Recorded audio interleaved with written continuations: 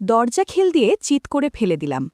ইস, জোরে শব্দ করো না কাকিমা, মুখে কাপড় গুজে নাও, না হলে তোমার মেয়ে চলে আসবে। সেদিনের পর থেকে কাকিমার সাথে কি হলো তা আমি কোনো দিন ভুলব না। গ্রীষ্মের এক দুপুর আমার পড়ার ঘরের জানলা দিয়ে সাগরিকাদের বাড়ির বাথরুম দেখা যেত। তার আগে বলে দেই, আমি ভীষণ নিম্ন মধ্যবিত্ত পরিবার থেকে এসেছি, তাই সেখানে বাথরুম আর স্নানঘরে বিশেষ দরজা ছিল না। আমি চেষ্টা করতাম ওদের দেখতে বা ওকে, ওর মাকে দেখতে। মাঝে মাঝেই ওদের চোখে চোখে রাখতাম। লোকলজ্জার ভয়ে আমি বেশি সাহস দেখাতাম না। সাগরিকা ওর মাসির বাড়ি যাবে বলে জামাকাপড় বদলাতে এলো। আওয়াজ পেতেই আমি উকি মেরে ওর দিকে তাকালাম। বেশি দূর নয় বলেই ভালোভাবে দেখা যেত। মনে ভীষণ কৌতূহল হচ্ছিল। এই অবস্থায় সাগরিকার নতুন এক সেট জামাকাপড় পরে নিল। আমগাছের আমগুলো দারুণ দেখতে। আমার মনে হচ্ছিল যদি একবার পেতাম একটু ছুতে। গুনগুন করে গান গাইছিল। আমার সারা শরীর ভয় আর উত্তেজনায় কাঁপছে। বেশি সাহস করে সামনেও যেতে পারছি না, যদি সাগরিকা দেখে ফেলে। বাধ্য হয়ে জাদুর লাঠি দিয়ে জাদু শুরু করলাম। মনে মনে নানান বিষয় কল্পনা করতে শুরু করলাম। এমন সময় চমকে তাকিয়ে দেখি আমার দরজায় আমার এক বন্ধু মণিময়। সে আমার ওই অবস্থা দেখে অনেক আগেই দেখে নিয়েছে এবং নিজেও সাগরিকার দিকে তাকিয়ে রয়েছে। আমি পড়িকে মুড়ি করে জানলাটা বন্ধ করে দিলাম। ভীষণ আফসোস হচ্ছিল। মণি চিৎকার করে আমায় অভিযোগ করতে লাগল ওই দৃশ্য দেখার জন্য, কিন্তু আমি যেহেতু ভালো ছেলে ছিলাম তাই বদনামের ভয়ে ওকে বুঝিয়ে নিরস্ত্র করলাম। মণি বলল, শুভ, তুই এতদিন একা একা মস্তি করছিস আর আমাকে বলিসনি কেন? আমি বললাম, দেখ, আমি নিজেও জানতাম না, হঠাৎ ঘটনাটা ঘটে গেল। এরপর এই নিয়ে আর কোনো চর্চা করলাম না। মা ডাকলেন, শুভ, খেতে আয়। কথা না বাড়িয়ে আমি আর মণি খেতে বসলাম। আমার মনে দামামা বাজতে লাগল আর দৃশ্যগুলো একের পর এক ভেসে উঠতে লাগল। এক অদ্ভুত পরিবর্তন আমার চিন্তায় বাসা বাঁধল। নিজেকে ভীষণ অদ্ভুত মনে হল। প্রত্যেক দিন সুযোগের আশায় বসে থাকতাম। নিজের অন্তঃসত্ত্বা আমাকে বাধা দিত, আর শরীর মন কোনোটাই আমার নিষেধ মানত না। দিন যেতে লাগল এইভাবেই। ইচ্ছে করে এক একদিন সাগরিকাকে আমার বাড়ি ডেকে আনতাম। আমি ওর সাথে ভাব জমানোর চেষ্টা করতাম। মনের উদ্দেশ্য ছিল ওর সাথে জমিয়ে গল্প করা। ওর কাছে যে এত সুন্দর একটা তবলা আছে তা কখনো কল্পনা করতে পারিনি। ছলে বলে কৌশলে আম ধরার চেষ্টা করছি, কিন্তু কোনোভাবেও কিছু পারছিলাম না। একদিন বিকেলবেলা কলেজের ক্লাস শেষ করে ক্লান্ত হয়ে আমার পড়ার ঘরে বসে আছি। সাগরিকা হাজির। কি গো শুভদা, আজ কলেজ থেকে এত তাড়াতাড়ি? আমি বললাম, না রে, আজ ভীষণ ক্লান্ত লাগছে। মনের ব্যভিচারকে সামলে রেখে ওকে বললাম, তুই আজ পড়তে যাসনি? ও বলল, আজ স্বপন কাকু এসেছে তাই পড়তে যাব না। স্বপনদাকে আমি চিনি প্রায় 4 বছর ধরে। উনি খুব ভালো কম্পাউন্ডার। যখন সাগরিকার মায়ের পড়ে গিয়ে হাত ভেঙে যায় তখন উনি এসে ব্যান্ডেজ করেছিলেন। উনি সম্পর্কে সাগরিকার কাকু হন। আমাদের ক্লাবে আড্ডা দেন বলে আমরা ওনাকে স্বপনদা বলি। এমন সময় আমি একটা বই সেলফ থেকে পারব বলে সেলফের দিকে এগোতেই সাগরিকার সাথে ধাক্কা লেগে গেল। আমি ইচ্ছে করে একটা কাণ্ড ঘটালাম। সাগরিকা উফ করে উঠল ব্যথায়। আমার দুষ্টুমি দেখে বলল, শুভদা, এমন করলে মাকে বলে দেব। অপমানে আর লজ্জায় আমার মুখ লাল হয়ে গেল। আমি আর কোনো কথা বললাম না। সাগরিকা আস্তে আস্তে চলে গেল। অজানা ভয়ে সিটকে রইলাম, যদি সাগরিকা মাকে বলে দেয়। ওর মায়ের নাম গোপা। পাড়ার সবাই পোপা কাকিমা বলে ডাকে। বয়স আনুমানিক ৩৯ বছর। ওর মায়ের বর্ণনা দিতে আমাকে কিছু বিশেষণ ব্যবহার করতে হবে। শ্রোতাবন্ধুরা, তোমরা যদি একদম খোলামেলা গল্প শুনতে চাও তাহলে কমেন্টে দেওয়া লিঙ্ক থেকে আমার ওয়েবসাইট ভিজিট করো। সেখানে একদম খোলামেলা গল্প দেওয়া আছে। সাগরিকার মায়ের গাছের বাতাবি লেবু যে কেউ খেতে চায়। ক্লাবের অনেক বড় ছেলেরা নানা মন্তব্য ছুড়ে দিত ওনার নামে। আমি তো রোজ রাতে গোপা কাকিমার কথা কল্পনা করি।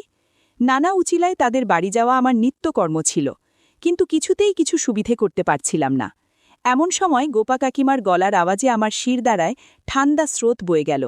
দেখি আমার মায়ের ঘরে এসে মাকে কিছু বলছেন। আমি মনে মনে ভাবলাম, আজ আমার শেষ দিন। আমার মা খুব রাগী আর অন্যায়কে আমল দেন না, আর আমার এই ঘৃণ্য কর্ম যদি বাবা জানতে পারে তাহলে আমার নিস্তার নেই। দরজা বন্ধ করে চোখ বন্ধ করে খাটে বসে রইলাম খারাপ সময়ের আশায়। কতক্ষণ কাটিয়েছি আমার মনে নেই। মাথায় একটা নরম হাতের ছোঁয়া। চমকে উঠে দেখি গোপা কাকিমা। হেসে বললেন, কি ব্যাপার, সন্ধেবেলা তুমি এইভাবে বসে আছো কেন শুভ? আমার সব যন্ত্রণার অবসান হয়ে গেল। আমিও বিগলিত হয়ে বললাম, কলেজে চাপ আছে প্র্যাকটিক্যাল ক্লাসের, তাই একটু ঝিরিয়ে নিচ্ছি। গোপা কাকিমা পাতলা সুতির শাড়ি আর ব্লাউজ পরেছিল, বেশ পুরনো, আঁচল অগোছালো। আমি তার সাথে কথা বলতে আর চোখে এদিক সেদিক তাকাচ্ছি। কিছুক্ষণ কথা বলার পর আমি বুঝে নিয়েছি সাগরিকা তার মাকে কিছু বলেনি। উনি বললেন, শুভ, আমায় একটু সাহায্য করতে হবে। আমি বাধ্য ছেলের মতো বললাম, বলুন কি করতে হবে। সাগরিকা অঙ্কটা নিয়ে গোলমাল করছে, আর ওর দিদিমণি ওকে ঠিকমতো সময় দেয় না। ওর বাবা বলল, তুমি নাকি অঙ্কে ভালো, দেখো না যদি দিনে 1-8 ঘন্টা পড়িয়ে দিতে। একটু কথায় সুরে অনুগ্রহ মনে হলো, আমার কাছে সেটাই বড় সুযোগ। 7-5 না ভেবে জিজ্ঞাসা করলাম, মাকে জিজ্ঞাসা করেছেন? উনি সাথে সাথে জবাব দিলেন, হ্যাঁ হ্যাঁ, দিদি তো বলল তুমি সময় দিলেই হবে। আমার একটু অবাক লাগলো, কারণ গ্রামে ভালো ছেলের অভাব নেই। আমার প্রতি এই অনুগ্রহ দেখাবার কি মানে? সাগরিকাকে পড়ালে কিছু টাকা নিশ্চয়ই পাবো, আর যদি গোপা কাকিমাকে চোখের দেখা সামনে থেকে দেখতে পারি তো মন্দ কি। আমি এক প্রকার নীরব সম্মতি জানালাম। উনি ফিরে গেলেন। মাকে বললাম, সাগরিকার মা তোমায় কি বলল? মা কোনো সন্দেহ না করেই বলল, তোকে কাল সন্ধে থেকে পড়াতে বলেছে, আর 200 টাকা মাসে দেবে বলেছে। কাল শনিবার, কাল থেকেই চলে যা, আর তোর তো কলেজ নেই। কিছু বলার অবকাশ না রইল। এখানেই আমার কৌতূহল দমিয়ে প্রফুল্ল মনে আড্ডার দিকে রওনা হলাম, যাতে মা কোনো সন্দেহ না করে। সাগরিকা আমার সামনে লজ্জা করে মাথা নিচু করে বাধ্য মেয়ের মতো বসে আছে। টেক্সট বুক থেকে 2-4টে অঙ্ক করতে দিলাম, যাতে অন্তত বুঝতে পারি সাগর অঙ্কে কেমন। ওদিকে কলঘরে পানি পড়ার আওয়াজ পাচ্ছি। মনে এক অদ্ভুত আনন্দ। মা আর মেয়েকে একই সঙ্গে দেখতে পাবো ভেবেই বেশ আনন্দ হচ্ছিল। একটু পরে ব্লাউজ ছাড়া গায়ে ভিজে কাপড় ছাপিয়ে গোপা কাকিমা আসলেন। জিজ্ঞাসা করলেন, শুভ, কখন আসলে? আমি আনমনা হয়ে ভাবছি, হালকা চীনা সাবানের সুন্দর গন্ধে মন ভরে গেল। কি যে অপরূপ লাগছে তা বলে বোঝানো যাবে না। কাকিমা বললেন, আমি কাপড়টা ছেড়ে আসি, তারপর চা দিচ্ছি, তুমি বসো, বলে হুড়মুড় করে পাশের ঘরে চলে গেলেন। আমার বাজ পাখির মতো চোখ এক ঝটকায় না দেখা সব কিছু দেখে দেখে মন জুড়িয়ে নিল। সেদিনের মতো আমায় সাগরের বাড়ি থেকে ফিরে আসতে হলো খালি হাতেই। ভীষণ ক্লান্ত, দ্বিধাগ্রস্ত হয়ে নিজের পড়ার ঘরে চলে গেলাম। হঠাৎই একদিন সন্ধেবেলা বাবা অফিস থেকে সবে ফিরেছেন। ওদের বাড়ি থেকে গোপা কাকিমার চিৎকার শুনেই বাইরে দৌড়ে বেরিয়ে গেলাম। দেখি গোপা কাকিমা ওদের উঠোনের টিনের বাথরুমের ঘেরা জায়গাটায় পড়ে গিয়েছেন। বাবাও আমার সাথে দৌড়ে এসেছেন। উনি শুধু, বাবাগু, উফ, বিষাক্ত কিসে যেন কামড় দিয়েছে, বললেন। এদিকে আমি তার ব্যথার দিকে না ভেবে ভিজে কাপড় দেখার সাথে লেপ্টে থাকা দৃশ্যগুলো মুখস্থ করছি। যাই হোক, বাবা আমাকে ধমক দিয়ে বললেন, ওনাকে তোল, পাজাকোলা করে আর বিছানায় শুইয়ে দে, না হলে এখানে পড়ে পড়ে ঠান্ডা লেগে যাবে। বাবা স্বপনদাকে ফোন করে দিলেন, আর সাগরিকাকে বললেন গোপা কাকিমার কাপড়টা পাল্টে দিতে। আমি কাকিমাকে তুলে বিছানায় নিতে হিমশিম খেয়ে গেলাম।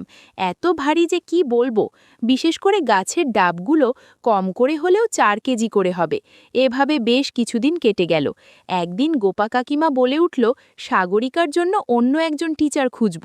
করকর করে বাজ পড়ার মতো এটা কি ঠিক শুনছি?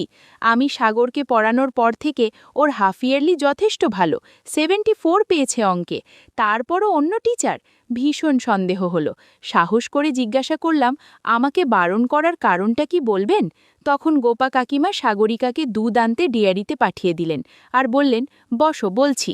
উনি ভীষণ দুঃখ কাতর গলায় বললেন যে বিশ্বনাথ আমায় ধোঁকা দিল, আমি আর পারছি না এ জ্বালা বুকে নিতে, আমায় বিষ দাও।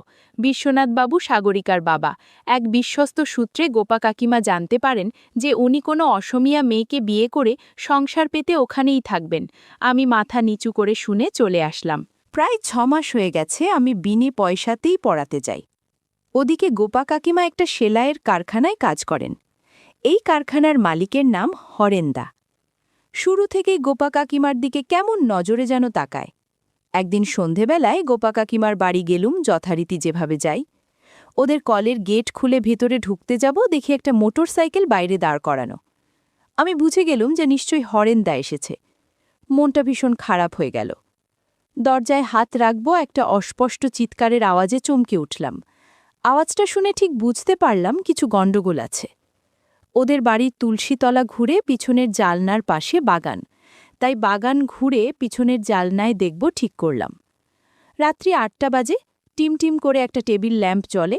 একটু বাঁক নিয়ে ওদের জানলার কাছে চোখ রাখতে আমার হৃৎপিণ্ডটা ধরভর করে উঠল।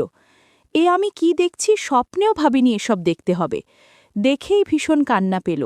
এও কি কঠোর বাস্তব? সারা ঘরে অদ্ভুত থপথপ শব্দ হচ্ছে আর গোপা কাকিমা চিৎকার করছে। প্রায় 10 মিনিট পর জোরে চিৎকার দিয়ে গোপা কাকিমা শুয়ে পড়ল। তাদের কথা থেকে বুঝতে পারলাম কাকিমা হরেনের থেকে টাকা ধার নিয়েছে, যেটা শোধ করতে পারছে না বলে এভাবে শোধ করে দিচ্ছে। বন্ধুরা, ইউটিউবের কড়া নিয়মের কারণে কিছু বিষয় সরাসরি বলা যাচ্ছে না। তোমরা কমেন্টে দেয়া লিঙ্ক থেকে আমার ওয়েবসাইট ভিজিট করো, সেখানে একদম খোলামেলা গল্প দেয়া আছে। সব কাজ সেরে হরেন বাড়ি থেকে চলে গেল আর কাকিমাও ওভাবেই চিত হয়ে পড়ে রইলেন। আমার মনে অনেক কিছুই ঘুরপাক খাচ্ছিল, কিন্তু কিছুই করতে পারছিলাম না। তাই আমিও বাড়ির পথে হাঁটা দিলাম। সারা রাত ভাবতে লাগলাম কি করা যায়। অনেক চিন্তাভাবনার পর পরের দিন সকালে ক্লাবে পাড়ার দাদাদের কাছে কাকিমার কথা জানালাম। বললাম, ওই গুন্ডা হরেন আমাদের গোপা কাকিমাকে প্রায় সময় বিরক্ত করে। দাদারা আশ্বাস দিলেন তারা ব্যাপারটা দেখবেন। ক্লাবে সমস্ত ঘটনা বলে যথারীতি সাগরিকাদের বাড়ি এসে পৌঁছালাম।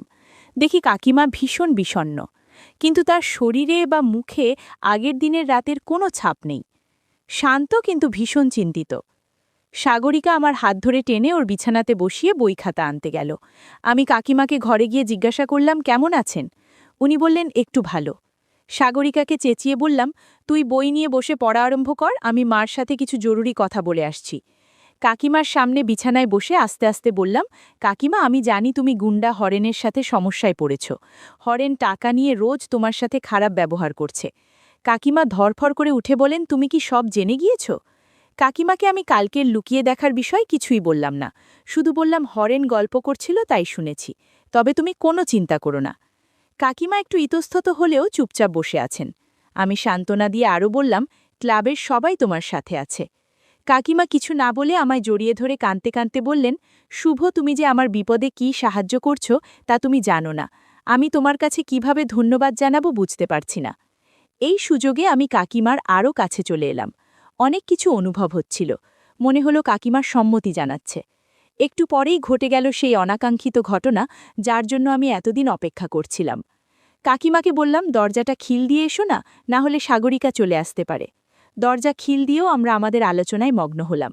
কাকিমা ঘরে শব্দ করছিল। কাকিকে বললাম, ব্লাউজটা মুখে গুজে রাখো, তাতে বেশি শব্দ বের হবে না। মিনিট 20 পর সব ঠিকঠাক করে বেরিয়ে এলাম। এভাবেই কয়েকদিন কেটে গেল। কাকিমার সাথে সাথে সাগরিকার প্রতিও একটা টান বাড়ছিল, কিন্তু সুযোগের অপেক্ষা ছাড়া কিছুই করার ছিল না। একদিন সাগরিকাকে পড়া ধরার সময় কাকিমা বললেন, দাও না 2-4 ঘা, মেয়েটাকে নিয়ে যে কি জ্বালায় পড়েছি, আজকে ভালো করে দাও তো। আমি মনে মনে হেসে সাগরিকার দিকে রাগ করে বললাম, তুমি পড়া করনি কেন? সাগরিকা আদুরে গলায় বলল, বারে, এত শক্ত শক্ত প্রশ্ন কি করে পারব? আমি বললাম, এত দূরে বসলে পড়া বুঝবে না, আমার দিকে এগিয়ে এসো, বসো।